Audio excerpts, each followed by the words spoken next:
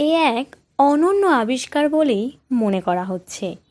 লৌহ যুগের সময়কার মানুষের হাতের স্পষ্ট ছাপ পাওয়া গেল একটা দিঘির জলের তলায়। নমস্কার দর্শক বন্ধুরা, আমি সুস্মিতা আবারও হাজির হয়ে গেলাম আপনাদের প্রিয় চ্যানেল ইন্টারেস্টিং ইনফরমেশনের পর্দায়।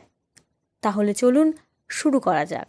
দেশটা ইতালি, পশ্চিম ইউরোপের একটা প্রজাতান্ত্রিক রাষ্ট্র, আর তারই রয়েছে একটা আগ্নেয় হ্রদ যার নাম লেক বোলসেনা। সেখানেই জলের অনেক তলায় পড়ে থাকতে দেখা যায় এই মূর্তিটিকে। এই লেকের জলের তলায় এর আগেও ডুবুরি নেমেছে।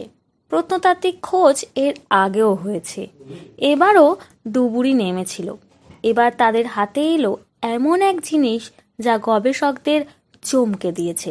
জলের তলা থেকে একটা মূর্তি উদ্ধার হয়েছে, আর সেই মূর্তির গায়ে একটা হাতের চিহ্ন পাওয়া গেছে। স্পষ্টই মানুষের হাতের চিহ্ন। গবেষকরা মনে করছেন যিনি ওই মূর্তিটি গড়েছিলেন তারই হাতের ছাপ ওটা। এমনটা হতেই পারে, কিন্তু গবেষকদের অবাক করেছে এই মূর্তিটির বয়স। 3000 বছর আগে এই মূর্তিটি তৈরি হয়েছিল।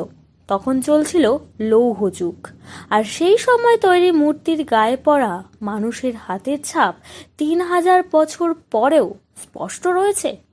এটা সত্যি অবাক করার মতন। মাটির তৈরি মূর্তিটি যীশুখ্রিস্টের জন্মের 1000 বছর আগে তৈরি বলেই মনে করছেন গবেষকরা।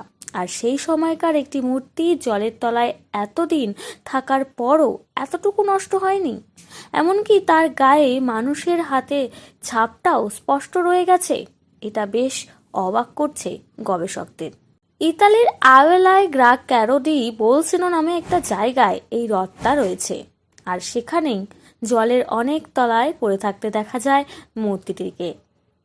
গবেষকরা মূর্তিটি হাতে পাওয়ার পর হাতের ছাপ ছাড়াও আরও কিছু পাওয়া যায় কিনা সেটা পরীক্ষা করে দেখছেন। এই ধরনের আরও অন্যান্য অজানা তথ্য জানতে অবশ্যই চ্যানেলটিকে সাবস্ক্রাইব করুন, এবং এই ভিডিওটি যদি আপনার ভালো লেগে থাকে তাহলে লাইক, শেয়ার এবং আপনার গুরুত্বপূর্ণ মতামত কমেন্ট করে জানান।